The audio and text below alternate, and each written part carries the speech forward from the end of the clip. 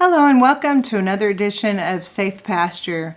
I am Sherry Hammers, and we are right now in the middle of a study about the tabernacle, in particular the veil in the tabernacle. If you've been tracking with me with the veil, you'll know that we've been talking about how God has put so much detail into the actual veil that he directed Moses to make according to the pattern that he saw in heaven. And then we talked about how Jesus is the type of the veil. This time we're going to start off with Exodus 26:33. And it says, "And thou shalt hang up the veil under the taches." Remember the taches, like the word attach, these are like clasps. "That thou mayest bring in thither within the veil the ark of the testimony, and the veil shall divide unto you between the holy place and the most holy." We were talking about how the veil, God said to put that up as a barrier because in the most holy place, the Holy of Holies, would be the presence of God. And because of sin, there had to be a barrier. Only the high priest was allowed once a year to go behind the veil to offer, to sprinkle the mercy seat. We'll get more into that as we're talking about the actual Holy of Holies. But this veil was put as a barrier because of sin. Now in Exodus 34:29 through 35, I want to read that and then we'll talk about what happened there. "And it came to pass when Moses came down from Mount Sinai with the two tables of testimony in Moses' hand, when he came down from the mount, that Moses wist not that the skin of his face shone while he talked with him. And when Aaron and all the children of Israel saw Moses, behold, the skin of his face shone, and they were afraid to come nigh unto him.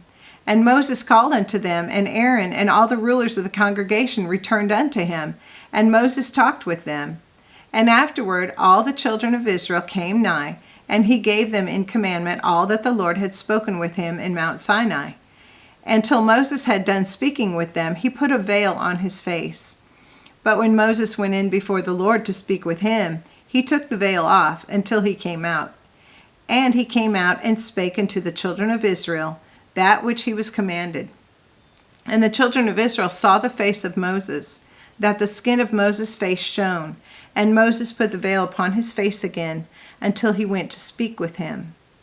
So we see here that just like in the tabernacle, the veil that was put between the holy place and the most holy place was to protect against them seeing the glory of God. And here we have an example that Moses, when he would go to talk with God, he would come out and his face would be shining with the glory of God.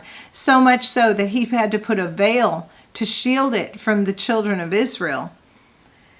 And so the glory of God in his presence was so great that it actually made Moses' face shine. Well, Jesus is our veil. We talked about how the veil was a type of Jesus, but Jesus is our veil. And I want to turn now to Matthew 27, verses 50 through 54. "Jesus, when he had cried again with a loud voice, yielded up the ghost. And behold, the veil of the temple was rent in twain from the top to the bottom, and the earth did quake, and the rocks rent, and the graves were opened. And many bodies of the saints which slept arose, and came out of the graves after his resurrection, and went into the holy city, and appeared unto many. Now when the centurion and they that were with him watching Jesus saw the earthquake, and those things that were done, they feared greatly, saying, Truly this was the Son of God." I want to point out something here. It says that the veil, when Jesus yielded up his spirit, when he actually died, it says that the veil of the temple was rent in twain from the top to the bottom. From the top to the bottom is significant because, for one thing, this was remember last time we talked about how God said it was to be made of twisted linen, which adds strength and durability to it. Also, this veil was rent from the top to the bottom, as if like grace coming down from heaven down to earth. It started at the top and then and it went down to the bottom. And then the earthquake happened. So these were not simultaneous. The veil being rent had nothing to do with the earthquake. Other than both of these things happened as signs from God. But the earthquake did not cause the veil to be rent. It was rent, and it says, and the earth did quake, and the rocks were rent. Like rocks just were split apart. This was totally supernatural things going on. And graves were opened. And many of the bodies of the saints which slept rose. I mean, we're talking, some of these saints, I don't know, but some of these people could have been gone dead for centuries. I mean, can you imagine? Can you imagine if maybe Abraham or Elijah, I mean, it doesn't say who they were. It could have been people we've read about that were centuries, had passed away centuries before. We don't know.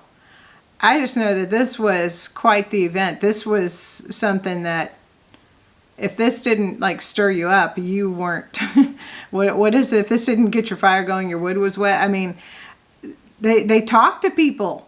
It says, came out of the graves after his resurrection and went into the holy city, meaning Jerusalem, and appeared unto many people. Talk about being freaked out. That would freak you out. If the rest of this, of course, the entire crucifixion of Jesus would have just been heart-wrenching, would have been traumatizing as far as watching all these events happen. And then he dies, and the veil is torn from the top. And we're going to read here, I believe, I'll come to it in a minute, but I think they said it was 60 feet tall. So nobody climbed up to the top and hung on to the veil to tear it. I mean, they weren't even allowed, except the high priest once a year, to even go near that veil. So all of these things happening, I mean, no wonder the Roman centurion, who was probably, pagan, I'm sure he wasn't, before then, I'm sure he wasn't converted. But he's watching all this, and he's like, truly, this was the Son of God. So even the pagans were going, whoa, okay, this was real. This stuff was real. Something's going down. And so even they were paying attention. But I want to read to you here what Ellicott said about the veil being rent in twain. He says, better the veil of the sanctuary, because the verse says the veil of the temple. Remember, we're talking about the tabernacle, but the temple was built after the tabernacle, if you recall, was movable through the wilderness. And then the temple was built by Solomon as a more permanent structure along the same lines. But Ellicott says it's better to render this the veil of the sanctuary, because the sanctuary being the Holy of Holies. He said that we have to remember that the veil divided the holy place from the Holy of Holies. That's the veil we're talking about. And he says, the fact which the high priest would naturally have wished to conceal, and which in the nature of the case could not have been seen by any but the sons of Aaron, may have been reported by the great multitude of the priests who became obedient to the faith. Okay, so what he's saying is, these high priests, when all this happened, they were probably like, we got to keep this under wraps. We wanted this guy, talking about Jesus, no, not a guy, but we wanted this man dead. And now he dies, and now we got all this going on. The veil's rent. We've got earthquakes, we've got rocks splitting, we've got century-old maybe saints that are walking around alive talking to people. I mean, this was a pretty big deal to try to conceal. And if you recall, the priests, not the high priest, but the priests were allowed in the holy place, where the lampstand and the table of showbread and the golden altar were. They were allowed to minister there, but they were not allowed to go past the veil. But now, picture this. They're in the temple. The veil has just ripped from the top to the bottom. And you've got now priests and the high priests and all these people that were ministering around the temple. They can see now into the Holy of Holies, a place that they've never, ever seen. And because when it was set up, God would tell them to set it up, and then his glory, his presence would come down behind the veil. So this was a pretty big thing to try to conceal, try to keep under wraps.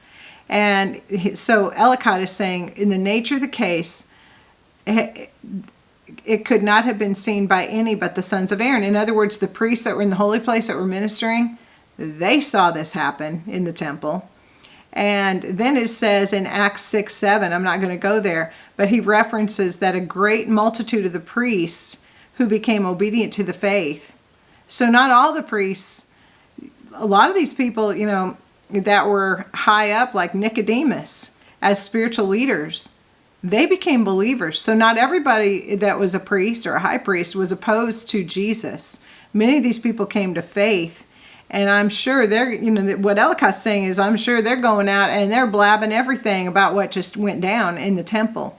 And he says, the true veil, as that which shrouded the divine glory from the eyes of men, was his own flesh. So the true veil, so the veil hanging there, the one made of linen, that was the type and the shadow of the real veil that was hanging on the cross.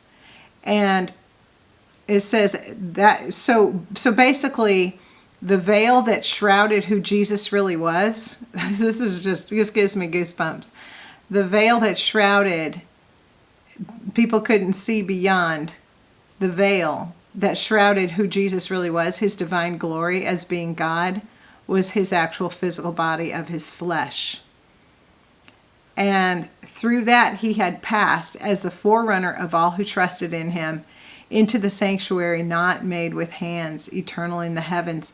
So Ellicott is saying Jesus passed through the veil. When he died, he passed through the veil of his flesh, and he went into the real sanctuary, the one we've been talking about, the one that Moses made the pattern here on the earth as from what he saw in heaven.